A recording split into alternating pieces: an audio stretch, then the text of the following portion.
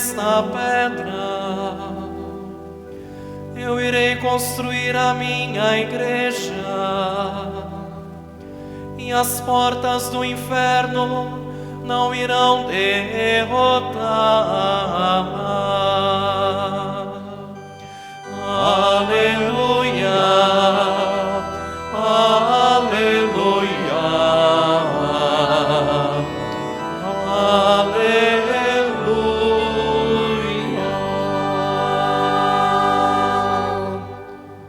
O Senhor esteja convosco. Ele está no meio de nós. Proclamação do Evangelho de Jesus Cristo, segundo Mateus. Glória a vós, Senhor. Naquele tempo, Jesus foi à região de Cesareia de Filipe e ali perguntou aos seus discípulos: quem dizem os homens ser o Filho do Homem? Eles responderam: alguns dizem que é João Batista, outros que é Elias, outros ainda que é Jeremias ou algum dos profetas.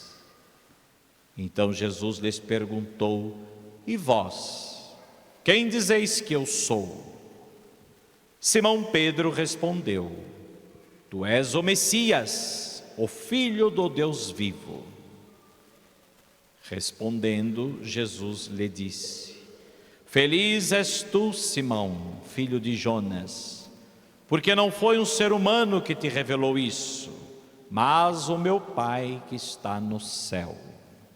Por isso eu te digo que tu és Pedro, e sobre esta pedra construirei a minha igreja, e o poder do inferno nunca poderá vencê-la. Eu te darei as chaves do reino dos céus. Tudo o que tu ligares na terra será ligado nos céus. Tudo o que tu desligares na terra será desligado nos céus. Palavra da salvação. Glória a vós, Senhor.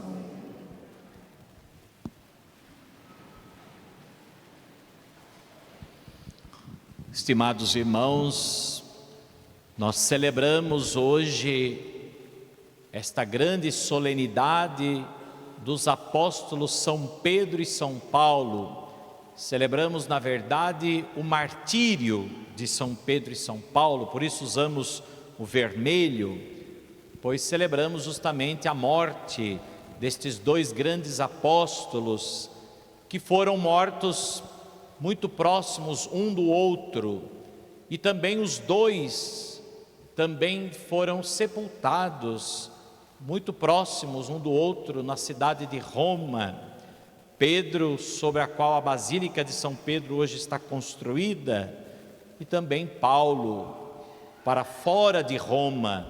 Por isso a igreja de São Paulo em Roma é chamada de São Paulo fora dos muros, né? Justamente porque São Paulo teria sido morto e sido enterrado justamente fora dos muros de Roma, onde há também hoje uma basílica ali construída. E por isso a igreja também celebra os dois juntos, né? Apesar que a religiosidade popular, sobretudo a religiosidade própria aqui do nosso país, no mês de junho, que celebra os santos juninos, né? Santo Antônio, São João, e dia 29, dia de São Pedro, mas na verdade na liturgia nós não celebramos São Pedro, celebramos os apóstolos São Pedro e São Paulo, né? Os dois grandes apóstolos, o martírio destes dois grandes apóstolos. E dentro da liturgia da igreja, esta solenidade é mais antiga do que o próprio Natal, ou seja, a igreja já celebrava a festa de São Pedro e São Paulo no dia 29 de junho, mesmo antes de começar a celebrar o próprio Natal no dia 25 de dezembro, né?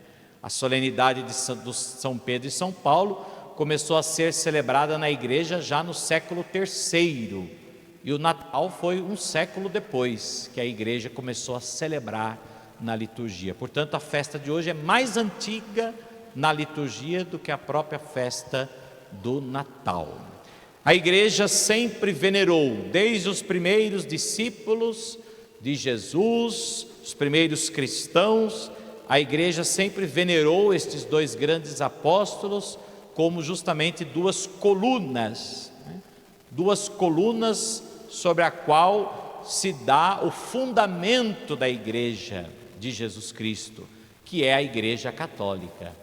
Pedro, como o próprio Jesus mesmo confiou, vimos no Evangelho, a quem Jesus confiou o poder das chaves, a quem Jesus deu o poder de presidir a igreja, portanto é Ele quem inicia a presidência da igreja, ou seja, a organização da igreja, a direção da igreja a partir dos ensinamentos do próprio Cristo, né? E Paulo é o grande responsável pela expansão do Evangelho, pela difusão do Evangelho, pelo anúncio do Evangelho e, portanto, pelo crescimento da igreja a outras nações para além, né, de Israel, para além de Jerusalém. Portanto, esses dois grandes apóstolos, esses dois homens se tornaram como que as duas colunas sobre as quais então está fundada a igreja de Jesus, sobre a qual está fundada todos os fundamentos da nossa fé. Tudo aquilo que nós cremos e professamos foi de certa forma organizado, transmitido e testemunhado pelos apóstolos São Pedro e São Paulo. São dois homens muito diferentes um do outro, com duas histórias muito distintas um do outro, temperamentos opostos um do outro, mas ao mesmo tempo unidos pela mesma fé em Cristo e também pelo mesmo destino. Os dois foram martirizados, os dois deram a vida pelo Evangelho, os dois morreram pelo Evangelho em Roma. A morte de Pedro se deu por meio da crucifixão. Pedro teria sido crucificado, assim como Jesus, na cruz. Mas pediu que o colocassem de cabeça para baixo, pois não se achava digno de ser crucificado igual ao Mestre. Então, dizem que ele teria sido crucificado de cabeça para baixo. E há também algumas tradições que dizem que teria sido crucificado de cabeça para baixo em cima de uma fogueira, né? Sob uma fogueira. E Paulo, que traz nas mãos justamente a espada, pois ele teria sido então degolado, né, na prisão. Os dois morreram, derramaram seu sangue, por isso usamos o vermelho nesse dia da solenidade dos dois, pois os dois derramaram o sangue pelo Evangelho.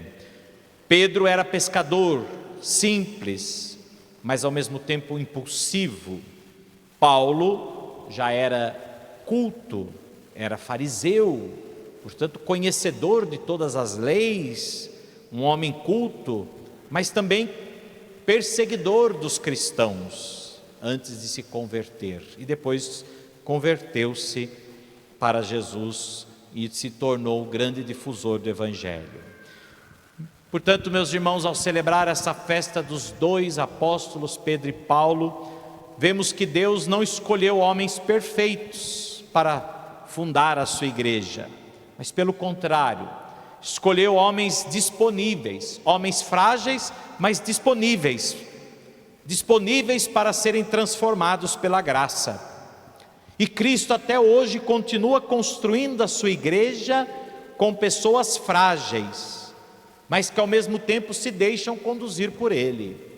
A mesma igreja, a única igreja de Jesus Cristo, fundada sob os apóstolos Pedro e Paulo, é a mesma igreja que até hoje está fundada sob Leão XIV, né?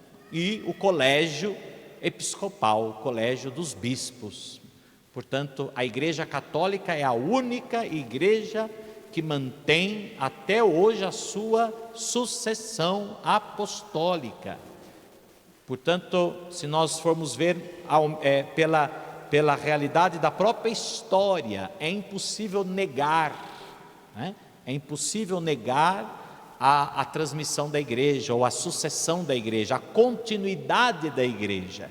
A Igreja Católica nunca foi, de certa forma, ela nunca teve, né, um tempo em que ela foi, de certa forma, extinta no mundo, né? Como tantas outras igrejas que começaram num determinado tempo e já acabaram.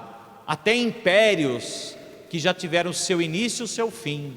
A Igreja de Cristo é a única igreja que foi fundada por Cristo, em Cristo, sob a fé do apóstolo Pedro, e esta fé professada pelo apóstolo Pedro foi professada, transmitida aos apóstolos, que transmitiram aos seus sucessores, que são os bispos, e até hoje esta mesma fé da igreja recebida por Cristo, ou seja, o poder das chaves, vai sendo transmitido de sucessão a sucessão.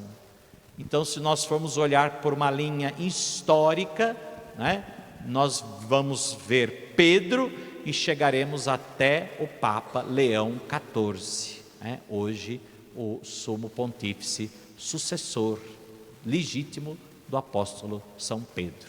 Portanto, uma sucessão, uma linhagem histórica que nunca foi quebrada, que nunca foi dissolvida. E a promessa de Jesus se cumpre justamente, né? Tu és Pedro, sobre esta pedra edificarei a minha igreja, e o poder do inferno, né? Nem mesmo o poder do inferno poderá vencer a igreja, porque a igreja não é dos homens, a igreja é de Cristo. E o que nos consola é justamente saber que essa igreja é de Cristo, pertence a Cristo, é Cristo quem conduz a igreja, e é Cristo também que edificou essa mesma igreja sob homens frágeis, Pedro e também, de certa forma, Paulo. E até hoje ela está fundada sob a fragilidade dos homens, né? Nós não podemos negar que há fragilidades na igreja católica, seja por parte dos seus ministros, pastores da igreja, seja por parte também dos fiéis, né? Porque não são só os padres, os bispos que têm erros e falhas, os católicos em geral também têm, não é? E nem por isso Deus deixa de agir, né? Nem por isso o Senhor deixa de conduzir o seu povo, o seu rebanho. E a prova justamente de que a igreja não é humana, é porque se ela fosse somente uma instituição humana, ela já teria acabado, né?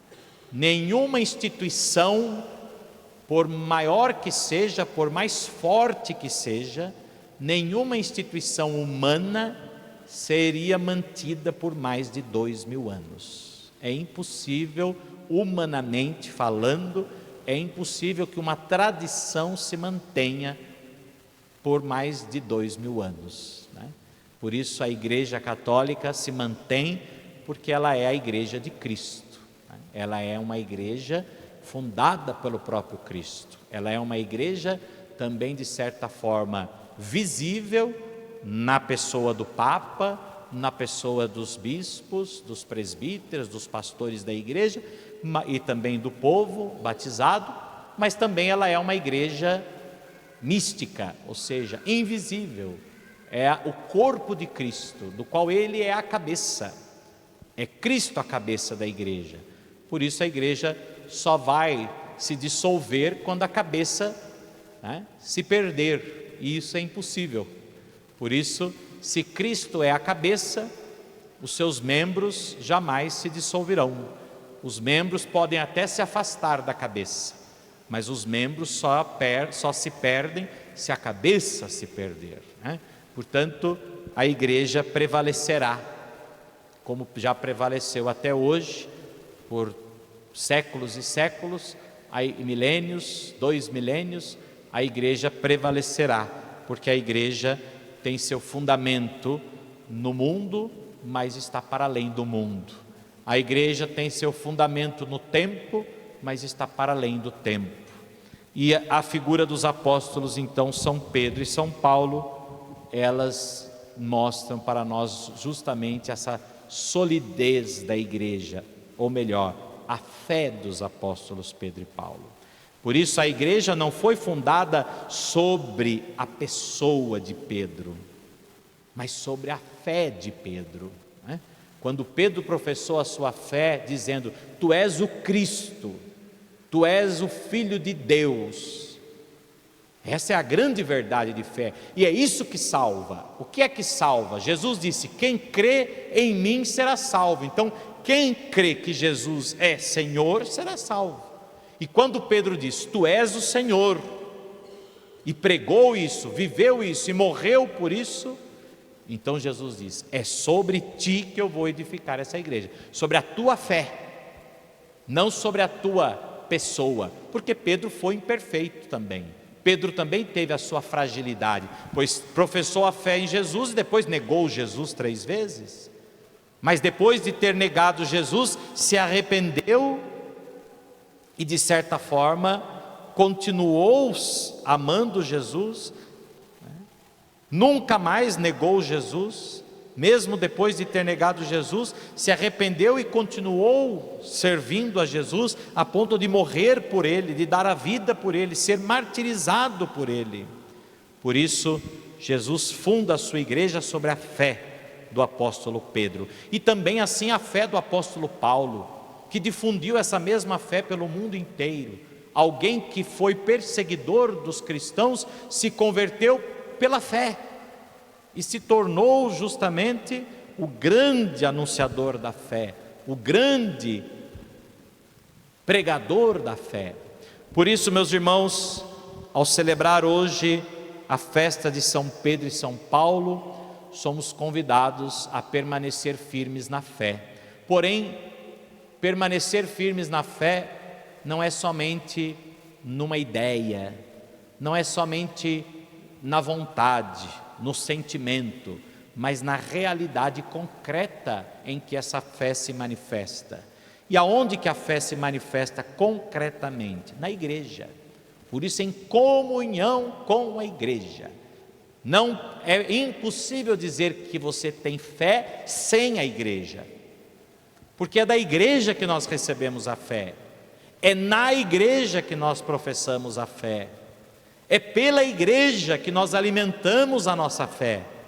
Por isso, é impossível viver a fé sem a igreja, é impossível professar uma fé sem a igreja.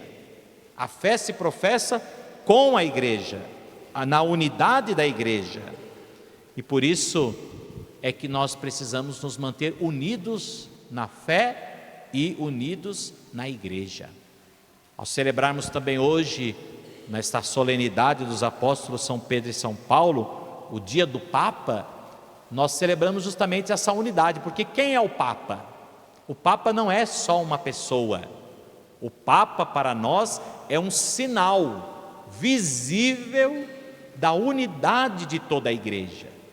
Portanto, o Papa representa para nós a figura de Pedro, ele sucede Pedro na igreja. Justamente olhando para o Papa, nós olhamos para aquele que é a igreja, a nossa igreja, a igreja de Cristo, fundada sobre ele, sobre a fé dele, a fé do Papa. E o Papa professa a sua fé em Cristo. E o que o Papa faz? Qual é o ministério do Papa na igreja? Confirmar os fiéis na mesma fé de Pedro. Tu és o Cristo, o Filho do Deus vivo. Confirmar a fé dos fiéis em Cristo Jesus. Por isso, a figura do Papa, o sinal do Papa. O Papa é o sinal visível daquilo que é invisível. Portanto, a unidade de toda a igreja. Mas aonde que nós podemos ver essa unidade de toda a igreja? No Papa. No Papa. E por isso então o Papa é sinal visível de toda a igreja. E através também dos bispos, cada bispo na sua diocese, espalhada pelo mundo inteiro. Por isso que nós rezamos em toda a missa pelo nosso Papa e pelo nosso bispo, porque o bispo é o sinal também desta unidade apostólica da igreja em cada diocese. E não é a pessoa do Dom Wilson, né, que é o nosso bispo, mas o seu ministério. Portanto, ele está investido do ministério episcopal, que é sucessor dos apóstolos. O bispo é o legítimo sucessor dos apóstolos. Os apóstolos nunca foram também, de certa forma, quebrados, né? Os apóstolos foram sempre sendo nomeados e ordenados, sucedendo uns aos outros, né? Assim como Matias foi o primeiro a suceder Judas Iscariotes do grupo dos apóstolos, e depois de Matias temos até hoje, né? Dom Wilson, tantos outros bispos de toda a igreja. Portanto, essa é a riqueza da nossa igreja católica, uma igreja que segue essa sucessão ininterrupta, essa sucessão perpétua, permanente, como sinal visível dessa unidade. E nós devemos estar unidos então ao Papa e aos bispos. E essa unidade se dá também pela fidelidade, pela obediência, pela veneração.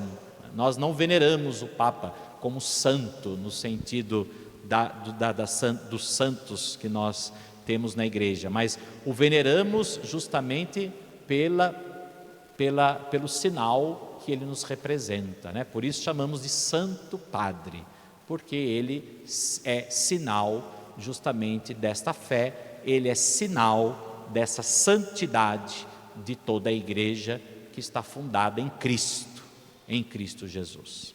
Que ao celebrarmos hoje então a solenidade destes dois grandes apóstolos, São Pedro e São Paulo, e hoje o Papa Leão, sucessor do apóstolo São Pedro, possamos reafirmar nele a nossa fé e possamos também continuar professando esta mesma fé na igreja, para que também um dia possamos estar unidos a toda a igreja na comunhão dos santos, na vida eterna, da qual hoje nós professamos e celebramos na igreja visível, que se faz presente através da igreja católica. Assim seja. Amém.